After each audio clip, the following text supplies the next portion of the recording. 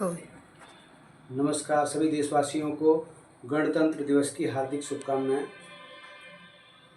कनक कनकते सौगुनी मादकता अधिकाय, वाह खाए बोराय जग वाह पाए बोराय। कनक कनक का मतलब एक कनक धतूरा होता है, दूसरा कनक होता है सोना।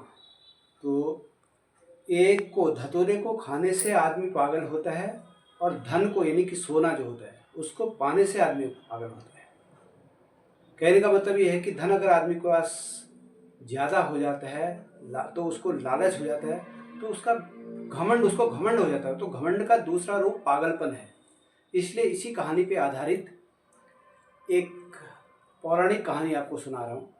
अगर आप सभी लोगों को पसंद आए तो कहानी को शेयर करें, लाइक करें, कमेंट करें और बेल आइकन दबाना ना भूलें। बहुत पहले की बात है, एक गांव से 4 लोग तीर्थ स्थान को निकले। तो सभी की प्लानिंग बनी कि भाई तीर्थ दर्शन कर लिया। आज की तरह ये संसाधन नहीं होते थे, तो पहले लोग पैदल ही जाते थे।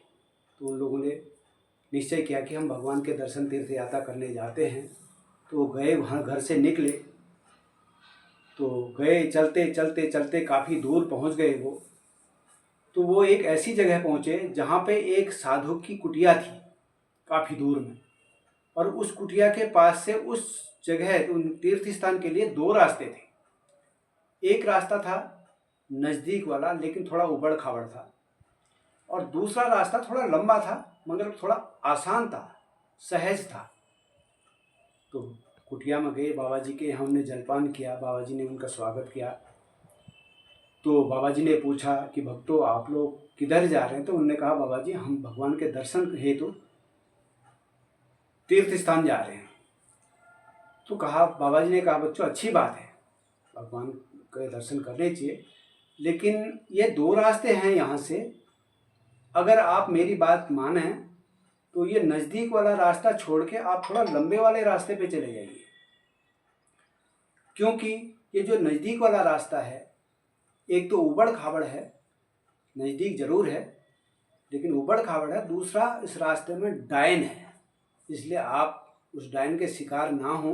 इसलिए आप अगर आप मेरी बात माने तो आप थोड़े लंबे रास्ते से चले जाइए, दर्शन को आए हैं थोड़ा और सही। तो उन लोगों ने आपस में चर्चा की। उन्होंने कहा नहीं ऐसा करते हैं, हम नज़दीक के ही रास्ते से जाते हैं। और हम खूब अच्छे खासे तगड़े मजबूत जवान थे वो चारों, और उनके हाथ में अच्छे खासे डंडे थे, लेके चल रहे थे। तो नज़दीक वाले रास्ते से चले गए वो। चलते चलते चलते चलते आगे काफ़ी दूर पहुंच गए। बहुत थकान हो गई, भूख लग गई उन लोगों को।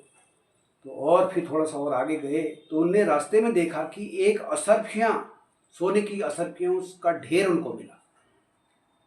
तो वो आश्चर्यचकित हो गए। तो उनने कहा बाबा बड़ा चालाक था, अभी इस उम्र में भी संन्यास होने के बाद भी इसका लालच गया नहीं है, बताओ।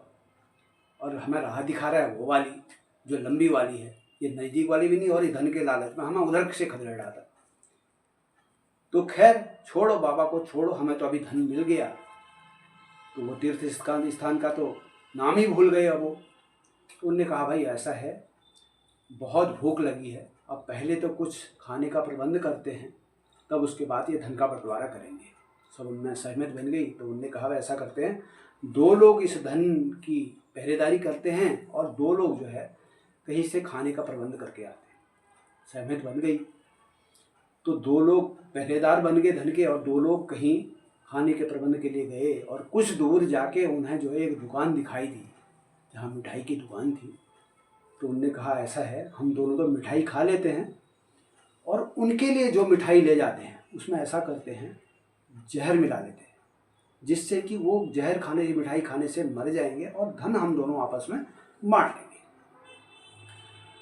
तो इधर जो ये लोग 2 पहरा दे रहे थे, उनकी प्लानिंग थी कि भाई ऐसा करते हैं, जैसे ही वो लोग आते हैं, वो दोनों जो खाना ढूंढने गए हैं, आते ही इन डंडों से पहले तो उनको मार के ख़त्म कर देते हैं, और ये धन जो है हम दोनों आपस में बांट लेंगे।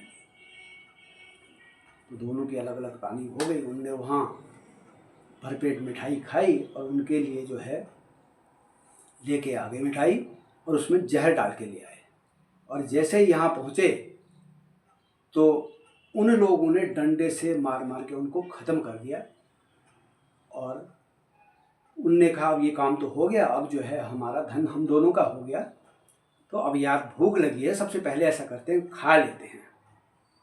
तो उन लोगों ने कहा ठीक है, पहले वो जो लाए थे मिठाई वो उन लोगों ने खा ली।